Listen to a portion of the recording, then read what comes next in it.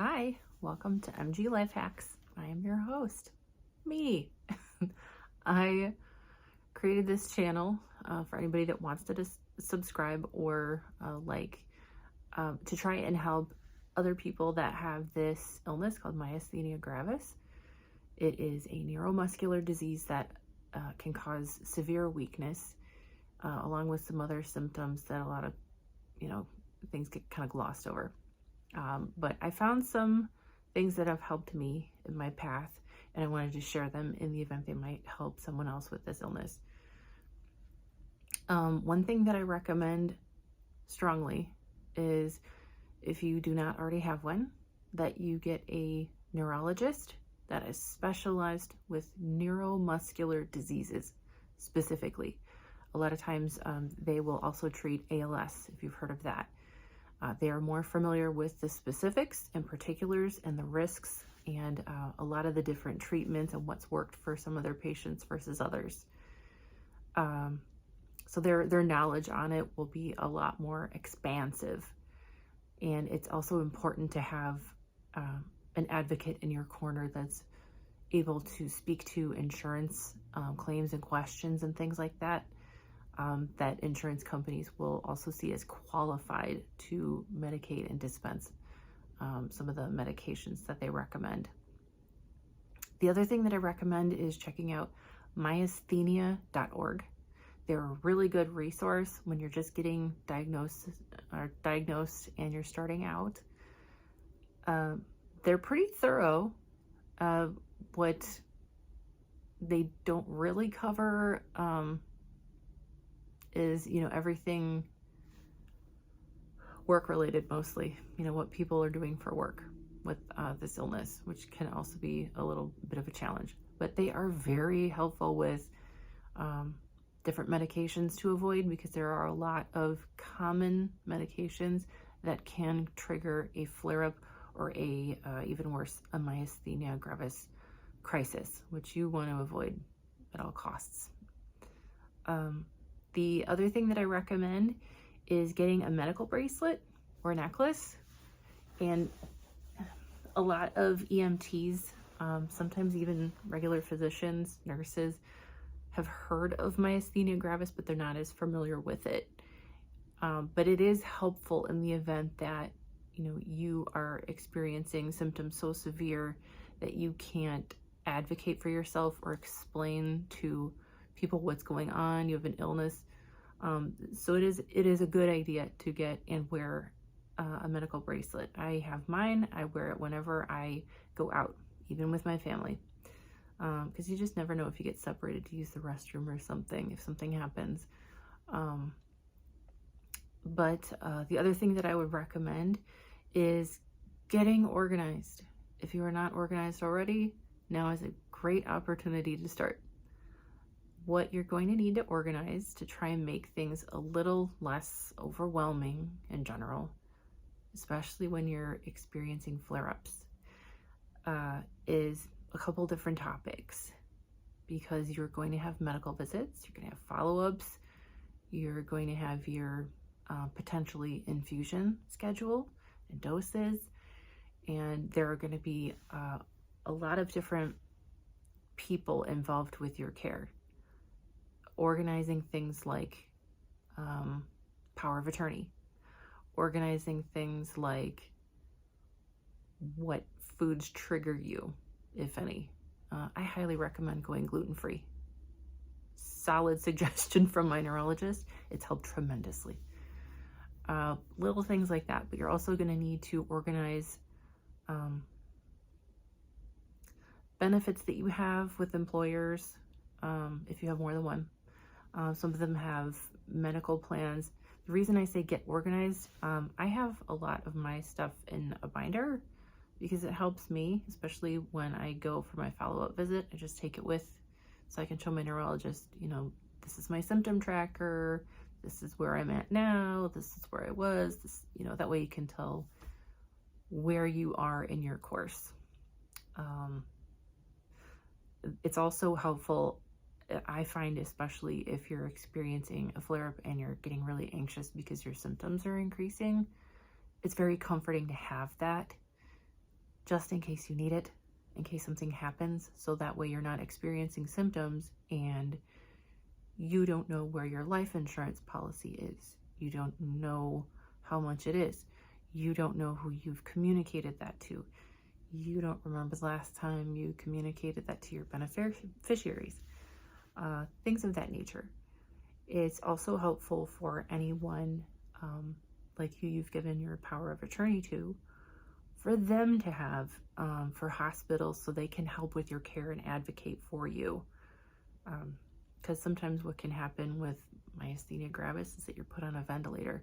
You can't really communicate while you're on a ventilator. So you need to have that organized. It's really beneficial for the people that love you, that want to support you, that care about you. They want that too. The other thing that I would recommend, highly recommend, is finding a therapist specific to cognitive behavioral therapy. The reason being is because this illness creates a lot of changes that impact you that will more often than not, unfortunately, cause depression and anxiety and stress, and strong feelings like depression and anxiety can also contribute to flare-ups and symptom exacerbation. And who needs that? And it's not something you can really expect to go away, but you can manage it, you can treat it. There are a lot of different options, but a cognitive behavioral therapist will help you in a very specific way, and they'll help you identify unhealthy patterns of thought that are a natural result of living with this kind of illness. It can be really scary. They can help you, not just see the positive, but also recognize the negative and acknowledge the negative and move forward with healthier coping mechanisms and things like that. And along those lines, this is a little unusual, but biofeedback training. If you have migraines also, I do, it's a very useful tool. You just have to find, I found a psychologist who is certified and licensed, and it's kind of a souped up version of meditation. The reason I say this is very beneficial, or it has been for me, is because you can't really make your body do anything, but there's a little internal switch in there that if you turn it on while you're having while I'm having trouble breathing and I'm starting to panic because A, I don't want to go to the hospital again. B, I really don't want to go to the hospital again. C, I really don't want to be put on a ventilator and all that stuff. So it starts to kind of cause this, oh my God, oh my God, oh my God. That's not super helpful when you're already having shortness of breath. Kind of makes it worse. So the biofeedback training has really helped me, because during those times, you really got to bear down and focus on letting go. And the calmer you remain, the better off you will be. It's not a cure-all by any stretch, but it does absolutely help with preventing the escalating anxiety that can absolutely spiral out of control, because it's your natural instinct. Oh my God, I can't breathe. It helps you relax more of your muscles that you are definitely inadvertently using to tense up because you're scared and anxious. Biofeedback helps you kind of refocus that energy, relax those muscles, and helps get you some of that air back. It also helps save your strength, because with this illness and muscle weakness, if all of your strength and that chemical acetylcholine, if all of that is going to power your increased heart rate, it's going to, your hands that are squeezing because they're so scared. If you're able to use the biofeedback training and succeed with it, you can refocus that and get stabilized a lot faster. It's just another tool that has helped me tremendously. And it was fully covered by insurance because I also get migraines. And it's helped me save on migraine medication. That's a nice sidecar.